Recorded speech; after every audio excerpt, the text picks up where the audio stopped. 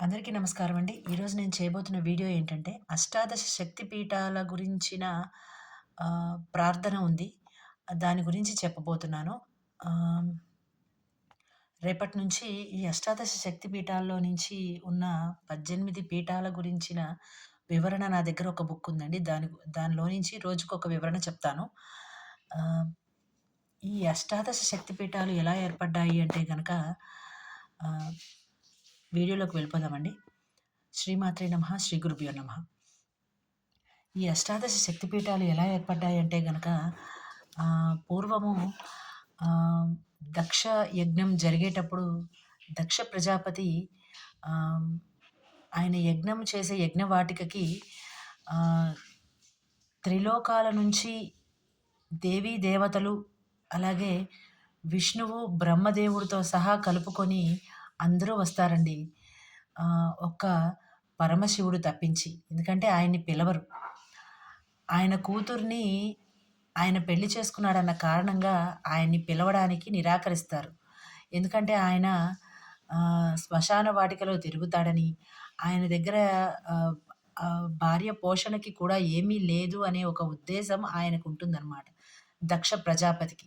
అందుకని ఆయన కూతుర్ని ఇవ్వడానికి ఇష్టముండదు. కానీ ఈ సతీదేవికి ఆయనంటే పంచ ప్రాణాలు. సో, ఆయన్ని పెళ్లి చేసుకున్న కారణంగా తల్లికి, తండ్రికి కూడా ఈ సతీదేవి దూరమవుతుందనమాట. ఆ కారణంగా ఆయన్ని పిలవడం జరగదు. అయితే ఆయన్ని పిలవకపోయినా ఆయన అనుజ్ఞతో పుట్టింటికి వెళ్ళాలన్న కోరిక కొద్దీ వెళతానని అనుజ్ఞ అడుగుతుంది స్వామివారి దగ్గర. కానీ ఆయన చెప్తారు, "వద్దు, నీవు వెళ్ళడం మంచిది కాదు.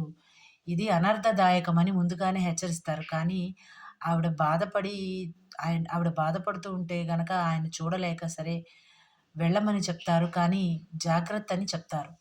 అయితే వెళితే అక్కడ ఆవిడ అవమానం పాలవుతుందండి.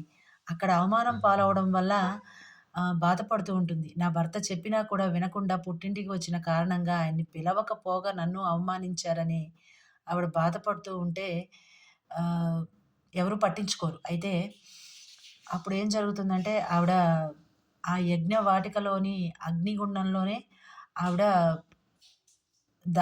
దహనం అయ్యే ఒక ఇది జరుగుతుందనమాట. ఘట్టం ఉంటుందనమాట. అయితే ఆవిడ అలా దహనం అవుతూ ఉన్నప్పుడు స్వామివారు వచ్చి ఆవిడని ఆ మంటల్లో నుంచి, దహనంలో నుంచి తీసి భుజాన వేసేసుకుంటారు. అయితే ఆ భుజాన వేసుకొని ఆయన బాధతో తాండవం చేస్తున్న సమయంలో లోకాలన్నీ నాశనం కాకూడదని శ్రీ మహావిష్ణువు వారు ఆయన సుదర్శన చక్రంతో అమ్మవారి యొక్క ఆ శరీర భాగాలని ఖండన చేసినప్పుడు అవి ఒక్కొక్క ప్రదేశంలో పడిన చోటల్లా ఒక్కొక్క పీఠంగా ఏర్పడిందండి. శక్తి పీఠంగా ఏర్పడిందని ఇక్కడ చెప్పబడిందండి. అయితే ఈ శక్తి పీఠాల యొక్క ప్రార్థన ఈరోజు చూద్దామండి. అష్టాదశ శక్తిపీఠముల యొక్క ప్రార్థన. ఓం లంకాయాం శాంకరీదేవి కామాక్షి కంచికాపురి ప్రద్యుమ్నే శృంఖలాదేవి చాముండే క్రౌంచపట్టనే అలంపురి జోగులాంబ శ్రీశైలం భ్రమరాంబిక కొల్హాపురి మహాలక్ష్మి మాహుర్యే ఏకవీరిక ఉజ్జయిన్యాం మహాకాళి పీఠికాయాం పురుహుతిక ఔడ్యాయాం గిరిజాదేవి మాణిక్యాం దక్షవాటిక హరిక్షేత్రే కామరూపి ప్రయాగే మాధవేశ్వరి జ్వాలాయాం వైష్ణవీదేవి గయమాంగల్య గౌరిక వారణాస్యాం విశాలాక్షి కాశ్మీరేతు సరస్వతి అష్టాదశ శక్తిపీఠాని యోగినామాపి దుర్లభం సాయంకాలం పటే నిత్యం సర్వశత్రు వినాశనం సర్వరోగహరం దివ్యం సర్వసంపత్కరం శుభం.